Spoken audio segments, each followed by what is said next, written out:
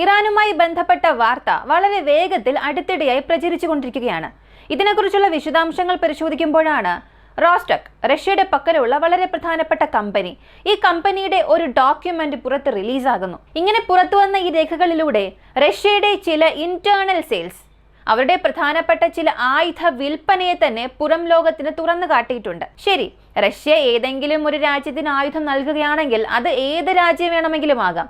എന്നാൽ ഇത് ഇറാനുമായി ബന്ധപ്പെട്ട് പുറത്ത് ഇത്ര വലിയ വൈറലായി മാറാനുള്ള പ്രധാനപ്പെട്ട കാരണം അതിൽ പരാമർശിച്ചിട്ടുള്ള ചില കാര്യങ്ങളാണ്.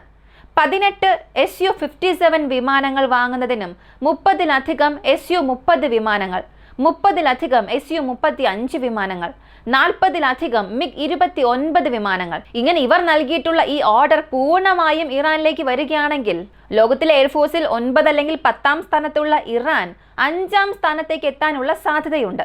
ഇതിനെക്കുറിച്ചുള്ള വാർത്തകളാണ് നമ്മൾ അറിയാൻ പോകുന്നത്. ശരിക്കും റഷ്യയ്ക്കും ഇറാനും ഇടയിൽ ഇത്ര വലിയ സീക്രട്ട് ഡീൽ പോകുന്നുണ്ടോ? എല്ലാം ഈ വീഡിയോയിലൂടെ വിശദമായി അറിയാം.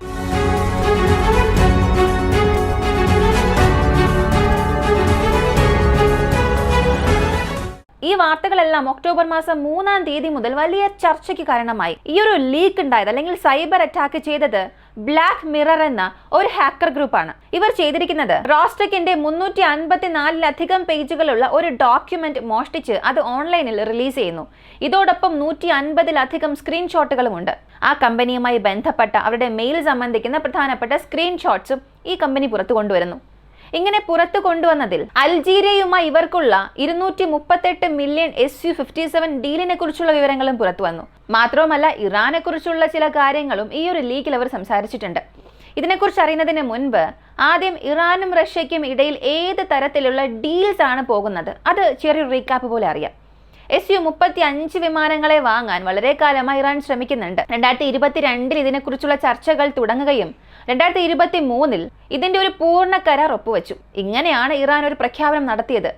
എത്ര വിമാനങ്ങൾ വാങ്ങുന്നു എന്നുള്ളതൊക്കെ അവിടെ ഒരു സസ്പെൻസ് ആയ കാര്യമായിരുന്നു. എന്നാൽ കുറഞ്ഞത് 12 മുതൽ കൂടിയാൽ 40 വിമാനങ്ങൾ വരെയും വാങ്ങുമെന്നുള്ളൊരു ഡീലായിരുന്നു റഷ്യയുമായി ഇവർ മേക്ക് ചെയ്തത്. ഇങ്ങനെയുള്ള വാർത്തകളായിരുന്നു പുറത്തു വന്നത്. ഇതുകൂടാതെ തന്നെ ഇറാൻ റഷ്യയോട് വീണ്ടും കൂടുതൽ സഹായം ചോദിച്ചു. എന്നാൽ റഷ്യ ഉക്രൈൻ യുദ്ധത്തിൽ ബിസി ആയതുകൊണ്ട് അതിനുശേഷം കൂടുതലായിട്ടുള്ള ഡീലുകളൊന്നും ഇറാനും റഷ്യയ്ക്കും ഇടയിൽ നടന്നില്ല. അല്ലെങ്കിൽ കൂടുതൽ സഹായങ്ങളൊന്നും ഇറാന് നൽകാൻ റഷ്യയെ കൊണ്ടായില്ല. ഒറ്റ ഫൈറ്റർ ജെറ്റ് പോലും ഇറാനിലേക്ക് വന്നിട്ടുമില്ല. അങ്ങനെയുള്ളപ്പോൾ ഈ ഡോക്യുമെന്റ് ലീക്ക് എന്നത് ഒരു വലിയ കോളിളക്കം മിഡിൽ ഈസ്റ്റ് പൊളിറ്റിക്സിൽ സംഭവിച്ചിട്ടുണ്ട്. അതിനുള്ള പ്രധാനപ്പെട്ട കാരണം ഇതിൽ പരാമർശിച്ചിട്ടുള്ള നമ്പേഴ്സ് ആണ്. 30 Su-30 വിമാനങ്ങൾ, 50 Su-35 വിമാനങ്ങൾ, 67 MiG-29 വിമാനങ്ങൾ. ഇപ്പൊ ഇറാന്റെ പക്കലുള്ളത് വെറും 158 ഫൈറ്റർ ജെറ്റ്സ് ആണ്. എന്നാൽ ഇപ്പോൾ ഈ പറഞ്ഞ എണ്ണങ്ങളെല്ലാം വരികയാണെങ്കിൽ മൊത്തം 147 ഫൈറ്റർ ജെറ്റ്സ് പുതുതായി ഇറാന്റെ ഫ്ലീറ്റിലേക്ക് ആഡ് ആകും. അങ്ങനെ സംഭവിച്ചാൽ ഇത് മുഴുവൻ കോമ്പാക്ട് ഫൈറ്റർ ജെറ്റ്സിന്റെ എണ്ണത്തെ, യുദ്ധവിമാനങ്ങളുടെ എണ്ണത്തെ 335-ലേക്ക് കൊണ്ടുവരും. അപ്പോൾ 140-ൽ കൂടുതൽ വിമാനങ്ങൾ ഒറ്റ രാജ്യത്തിൽ നിന്ന് മാത്രം ഓർഡർ ചെയ്യുന്നത് മോഡേൺ ഹിസ്റ്ററിയിൽ ഒരു വലിയ സംഭവമായി തന്നെ മാറും.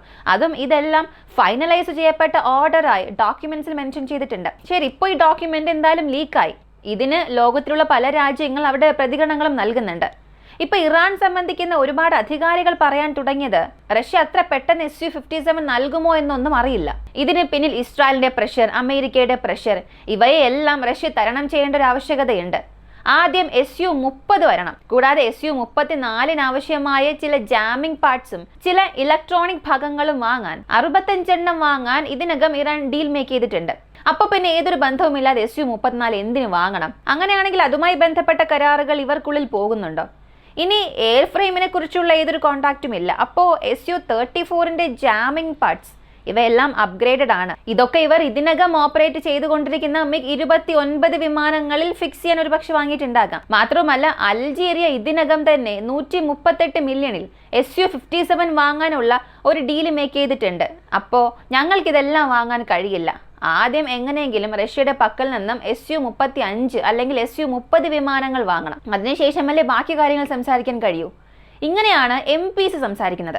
ഇവരിപ്പോൾ ഇങ്ങനെയുള്ള വാർത്തകൾ പുറത്തുവിടുന്നു. ഇതിനേക്കാൾ വിവാദപരമായ മറ്റൊരു കാര്യം റഷ്യയുടെ സൈബീരിയ പ്രദേശത്തുള്ള ചിക്ലോ ഏവിയേഷൻ പ്ലാൻ Su-30യുടെ എയർ ഫ്രെയിം തയ്യാറാക്കുന്നതിനും Su-30 വിമാനങ്ങൾ നിർമ്മിക്കുന്നതിനുമുള്ള വളരെ പ്രധാനപ്പെട്ട പങ്ക് വഹിക്കുന്ന ഒരു പ്ലാൻ. ഇവിടെ നിന്ന് ഒക്ടോബർ മാസം 3-ാം തീയതി മുതൽ ഇന്ന് വരെയും റഷ്യയുടെ ഒരു ഹെവി ട്രാൻസ്പോർട്ട് എയർക്രാഫ്റ്റായ IL-76 വിമാനങ്ങൾ റഷ്യയിൽ നിന്നും ഇറാനിലേക്ക് 7 തവണ ട്രിപ്പ് പോയിട്ടുണ്ട്. ഒരു പൂർണ്ണ എയർ ഫ്രെയിം ഈ വിമാനങ്ങളെ കൊണ്ടുപോകാൻ കഴിയുമോ എന്നുള്ളത് സംശയമാണ്.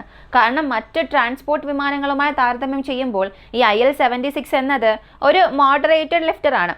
അങ്ങനെയുള്ളപ്പോൾ മറ്റ് വിമാനങ്ങൾ കൊണ്ടുവരുന്നത് പോലെ വലുതായി ഒന്നും ഇതിനെ കൊണ്ട് സ്റ്റോക്ക് ചെയ്യാൻ കഴിയില്ലല്ലോ എന്നൊരു സംശയം നിങ്ങൾക്കുണ്ടാകാം. എന്നാൽ പൂർണ്ണമായും 2-3 Su-30 ഫ്രെയിംസ് ഡിസ്അസംബിൾ ചെയ്ത് ട്രാൻസ്പോർട്ട് ചെയ്യുന്നത്ര കപ്പാസിറ്റി ഇതിനുണ്ട്. 7 തവണ റഷ്യയിൽ നിന്നും ഈ വിമാനങ്ങൾ ഇറാനിലേക്ക് ട്രിപ്പ് പോയിട്ടുണ്ടെങ്കിൽ എന്തോ ഒരു വലിയ കാര്യം അവിടെ ചെയ്തിട്ടുണ്ട്. മിലിറ്ററി എയ്ഡ് തന്നെയാണ് വന്നിട്ടുള്ളത്. എന്നാൽ എന്ത് വന്നു എന്നുള്ളത് ഇറാനും ഡിസ്ക്ലോസ് ചെയ്തിട്ടില്ല, ഇവിടെ റഷ്യയും ഡിസ്ക്ലോസ് ചെയ്തിട്ടില്ല, വാർത്തകളൊന്നും പുറത്തു വിട്ടിട്ടില്ല. ചിന്തിച്ചു നോക്കുക, ഒറ്റ രാത്രിയിൽ ഒരു 10-15 എയർ ഫ്രെയിംസ് ഇറാൻ വാങ്ങുന്നു. ആ എയർ ഫ്രെയിംസ് അസംബിൾ ചെയ്യാൻ ഒരുപാട് സമയമൊന്നും എടുക്കില്ല. നിങ്ങൾ എയർ ഫ്രെയിംസ് ഒക്കെ പ്രോപ്പറായി വാങ്ങി പ്രോപ്പർ എക്യുപ്മെന്റ്സ് നിങ്ങളുടെ പക്കൽ ഉണ്ടെങ്കിൽ 1.5 മാസത്തിൽ ഒരു ഫൈറ്റർ ജെറ്റ്സ് നിങ്ങളെ കൊണ്ട് വെളിയിൽ കൊണ്ടുവരാൻ കഴിയും. അതിൻ്റെ പ്രൊഡക്ഷൻ ഫെസിലിറ്റി നിങ്ങളുടെ പക്കൽ ഉണ്ടെങ്കിൽ. അപ്പോൾ ഈ ഒക്ടോബർ മാസം നടക്കുന്നു. നവംബർ മാസത്തിന്റെ പകുതിയോടുകൂടി ഞങ്ങളുടെ പക്കൽ ഒരു കംപ്ലീറ്റ് സ്ക്വാഡ്രൺ ഉണ്ട്. ഇത്ര ട്രിപ്പിലൂടെ ഞങ്ങൾക്ക് ഇത്ര പാർട്സ് ലഭിച്ചിട്ടുണ്ട്. ഒരു പൂർണ്ണ സ്ക്വാഡ്രൺ Su-35 ഞങ്ങളുടെ പക്കൽ ഉണ്ട് എന്ന് ഇറാൻ പറഞ്ഞാൽ അത് എത്ര വലിയ വാർത്തയായി മാറും. അതിൻ്റെ ഒരു ചെറിയ തുടക്കമായിട്ടാണ് ഈ സംഭവങ്ങളെല്ലാം ഇപ്പോൾ കാണുന്നത്. ഒരു വശത്ത് റഷ്യയ്ക്കും ഇറാനും ഇടയിൽ ഇത്ര വലിയൊരു ഡീല് പോകുന്നുണ്ട് എന്ന കാര്യം പോലും ഈ ഡോക്യുമെന്റ് ലീക്കിലൂടെയാണ് പലരും അറിഞ്ഞത്. മറുവശത്ത് നോക്കിയാൽ ചൈന മിലിറ്ററി എന്ന ചൈനയുടെ ഒരു പ്രധാനപ്പെട്ട മാധ്യമം, കൂടുതലായും ജിയോ പൊളിറ്റിക്സ്, ഡിഫൻസ് ഇൻഡസ്ട്രിയെക്കുറിച്ച് സംസാരിക്കുന്ന പ്രധാനപ്പെട്ട മാധ്യമം, ഇവരിപ്പോൾ ഒരു പുതിയ കാര്യം പറഞ്ഞു. 13 ജെറ്റൻസി വിമാനങ്ങളെ പാകിസ്ഥാന്റെ പക്കൽ നിന്നും ചൈന ഇറാനിലേക്ക് തിരിച്ചുവിടാൻ പോകുന്നുവെന്ന്. അതായത് പാകിസ്ഥാൻ ഇതിനകം ഓർഡർ ചെയ്ത വിമാനങ്ങൾ 48 വിമാനം ചൈനയുടെ കൈവശമുണ്ട്. അതായത് പാകിസ്ഥാനിലേക്ക് നൽകേണ്ട ആ ഒരു കണ്ടീഷനിലുണ്ട്. എന്നാൽ ഇറാന്റെ പക്കൽ നിന്നും ഒരു എമർജൻസി റിക്വസ്റ്റ് വന്നതുകൊണ്ട് പാകിസ്ഥാന്റെ അനുവാദത്തോടു കൂടി ഈ ഫൈറ്റർ ജെറ്റ്സിനെ എല്ലാം അങ്ങനെ ഇറാനിലേക്ക് നൽകാൻ പോകുന്നതായി ഒരു വാർത്ത വന്നിട്ടുണ്ട്. അപ്പോൾ ഇതിനകം Su-35, Su-30, Su-57 എന്നിവയെല്ലാം വാങ്ങാനുള്ള ഒരു പദ്ധതി പോകുന്നുണ്ട്. ഇപ്പോൾ പോരാത്തതിന് ചൈനയുടെ ജെറ്റ്സും അകത്തേക്ക് വരികയാണെങ്കിൽ ഇവരുടെ ഈ ഒരു വ്യോമ ശക്തി തീർച്ചയായും ഇൻക്രീസ് ആകാനുള്ള സാധ്യതയുണ്ട്. എന്നാൽ ഇതിൽ മറ്റൊരു കാര്യം ശ്രദ്ധിക്കേണ്ടത്, ഇതിനകം ഇറാന്റെ പക്കൽ 150-ലധികം ജെറ്റ്സ് ഉണ്ട്. എന്നാൽ അതിന് ശരിയായ ഒരു ഇൻഫ്രാസ്ട്രക്ചർ അവരുടെ പക്കൽ ഇല്ലാത്തത് കൊണ്ട് തന്നെ അടുത്തിടെയുണ്ടായ ഇസ്രായേൽ ഇറാൻ ആ ഒരു ഏറ്റുമുട്ടലിൽ ഇവരെ കൊണ്ട് ഏതൊരു യുദ്ധവിമാനങ്ങളെയും കാര്യക്ഷമമായി ഉപയോഗിക്കാൻ സാധിച്ചിട്ടില്ല. അപ്പോൾ അവരുടെ പക്കൽ ഏതൊക്കെ ഫൈറ്റർ ജെറ്റ്സ് ഉണ്ട് എന്നുള്ളത് ഒരു പ്രശ്നമല്ല. അതിൻ്റെ പൂർണ്ണ ഒരു നെറ്റ്വർക്ക് ശൃംഖല ഉണ്ടാകണം. ഏവാക്സ് വിമാനങ്ങൾ ഉണ്ടാകണം, അതിനാവശ്യമായ എസ്കോർട്ട് വിമാനങ്ങൾ ഉണ്ടാകണം. നിങ്ങൾ ചില വിമാനങ്ങളെ മാത്രം വെച്ചുകൊണ്ട്, അതും കുറഞ്ഞ എണ്ണം മാത്രം വെച്ചുകൊണ്ട് ഇസ്രായേൽ പോലുള്ള ഒരു രാജ്യത്തെ ഡിഫെൻഡ് ചെയ്യണമെന്ന് ചിന്തിച്ചാൽ അത് സാധിക്കില്ല. അതും ഇസ്രായേൽ എന്നത് ഇവിടെ ഒറ്റ രാജ്യമല്ല, അവർക്ക് പുറകിൽ അമേരിക്ക എന്നൊരു വലിയ ശക്തിയുണ്ട്. ഇവരെല്ലാം നിങ്ങൾ കൗണ്ടർ ചെയ്യണമെന്നുണ്ടെങ്കിൽ ഇപ്പോൾ നിങ്ങൾ ചെയ്യുന്നതൊന്നും പറ്റില്ല. അതായത് 335 എയർക്രാഫ്റ്റ് ഉണ്ടെങ്കിലും അത് തികയുകയില്ല. അപ്പോൾ പിന്നെ ഇറാൻ വീണ്ടും വിമാനങ്ങൾ ഓർഡർ ചെയ്താൽ മാത്രമേ, അത് അവരുടെ സേനയിൽ ചേർന്നാൽ മാത്രമേ ഇവർക്ക് രണ്ടുപേർക്കും ഇടയിൽ ഉണ്ടാകുന്ന ഈ ഏറ്റുമുട്ടലിനെ കൈകാര്യം ചെയ്യാൻ ഒരു പരിധിവരെയെങ്കിലും സാധിക്കുകയുള്ളൂ. എന്നാൽ ഇവിടെ ഇറാനുള്ളിൽ തന്നെ ഒരു വലിയ പ്രശ്നമുണ്ട്. അവരുടെ രാഷ്ട്രീയ പാർട്ടികൾ തന്നെ ഇതിനെക്കുറിച്ച് സംസാരിക്കാൻ തുടങ്ങിയിട്ടുണ്ട്. സാധാരണ ഒരു രാജ്യം ഒരു കാര്യം ചെയ്ത് അവസാനിപ്പിക്കുന്നത് വരെയും അത് സീക്രട്ട് ആയിരിക്കും, അതൊന്നും പുറത്ത് പറയില്ല. അല്ലെങ്കിൽ സർക്കാരിൻ്റെ MPs ആയാലും മറ്റ് അധികാരികളായാലും പുറത്ത് പറയില്ല. അപ്പോൾ ഇവിടെ ഇങ്ങനെ ഒരു ഡോക്യുമെന്റ് ലീക്കായെന്നുണ്ടെങ്കിൽ അത് ആദ്യം മൂടി മറയ്ക്കേണ്ടത് ഇറാനാണ്, ഞങ്ങൾ ഇങ്ങനെയൊന്നും ചെയ്തിട്ടില്ല എന്ന്. പക്ഷെ പകരം അവരത് സെലിബ്രേറ്റ് ചെയ്യുകയാണ്. നോക്കുക, ഇങ്ങനെയെല്ലാം സംഭവിച്ചിട്ടുണ്ട്, അതും ഞങ്ങളുടെ രാജ്യത്ത് ഇങ്ങനെ ഒരു ട്രാൻസ്പോർട്ട് എയർക്രാഫ്റ്റ് വന്നിട്ടുണ്ട്, ഇങ്ങനെ അവരത് ആഘോഷിക്കാൻ തുടങ്ങിയിട്ടുണ്ട്. ഒന്നുമില്ലാത്ത അവസ്ഥയിൽ പോലും ഇസ്രായേൽ എന്തെങ്കിലുമൊക്കെ സ്മെല്ല് ചെയ്തെടുത്ത് അതിനെതിരെയുള്ള സബോർട്ടേജ് ഓപ്പറേഷൻസ് ഒക്കെ നടത്തും. അതെങ്ങനെ നശിപ്പിക്കണം എന്നൊക്കെ ചിന്തിച്ച് അകത്തേക്ക് കടന്ന് എന്തെങ്കിലുമൊക്കെ ഒരു കാര്യം ചെയ്യും. എന്നാൽ ഇപ്പോൾ ഇവിടെ ഇറാൻ തന്നെ ഇങ്ങനെ സെലിബ്രേറ്റ് ചെയ്യുന്നതും ഇതിനെക്കുറിച്ച് പുറത്ത് പറയുന്നതും അവരുടെ ഇൻഡക്ഷൻ പ്രോസസ്സിനെയും അവർക്കുള്ള ആ ഒരു വലിയ ഗെയിമിനെയും മാറ്റാൻ സാധ്യതയുണ്ട്. അതായത് ഇങ്ങനെയുള്ള കാര്യങ്ങൾ ചെയ്ത് അവസാനിപ്പിക്കുന്നത് വരെയും ഇറാൻ ശാന്തരായിരിക്കുന്നത് നല്ലതാണ്. കാരണം ഇപ്പോഴാണ് അവർ പതിയെ പഴയ സ്ട്രൈക്സിൽ നിന്നും തിരിച്ച് കരകയറി അവരുടെ ഇൻഫ്രയൊക്കെ നിർമ്മിക്കാൻ തുടങ്ങിയത്. അപ്പോൾ വീണ്ടും ഇതുപോലുള്ള മിലിറ്ററി ബിൽഡപ്പ് ഒക്കെ ചെയ്യാൻ തുടങ്ങിയാൽ ഇസ്രായേലിൻ്റെ സ്ട്രൈക്സ് വീണ്ടും ഇറാനുള്ളിൽ ഇൻവൈറ്റ് ചെയ്യുന്നത് പോലെയായി മാറും. ഈ ഒരു വീഡിയോയെക്കുറിച്ചുള്ള നിങ്ങളുടെ അഭിപ്രായം എന്താണ്? റഷ്യയ്ക്കും ഇറാനും ഇടയിൽ 140-ലധികം ഫൈറ്റർ ജെറ്റ്സിന്റെ ഒരു ഡീല് പോകുന്നു എന്നുള്ളത് തന്നെ എല്ലാവരെയും അത്ഭുതപ്പെടുത്തിയിട്ടുണ്ട്. അതും ഇവർ രണ്ടുപേരും ഇത്രയും കാലം രഹസ്യമായത് സൂക്ഷിക്കുമെന്ന് ആരും കരുതിയില്ല. എന്നാൽ ഒറ്റ ഡോക്യുമെന്റ് പുറത്തേക്ക് വന്ന് വളരെ സിമ്പിളായി അവരുടെ ഗെയിമിനെ തന്നെ ഇവിടെ ട്വിസ്റ്റ് ആക്കിയിട്ടുണ്ട്. മിഡിൽ ഈസ്റ്റിൽ പക്ഷേ റഷ്യൻ സൈഡിൽ നിന്നും ഇത് റിജക്ട് ചെയ്തിട്ടില്ല ഒഫീഷ്യലായി. ഇറാൻ സൈഡിൽ നിന്നും ഇത് ഒഫീഷ്യലായി റിജക്ട് ചെയ്തിട്ടില്ല. ഏതൊരു കാര്യം ഇതിനുള്ളിൽ വലുതായി തന്നെ സംഭവിക്കുന്നുണ്ട്.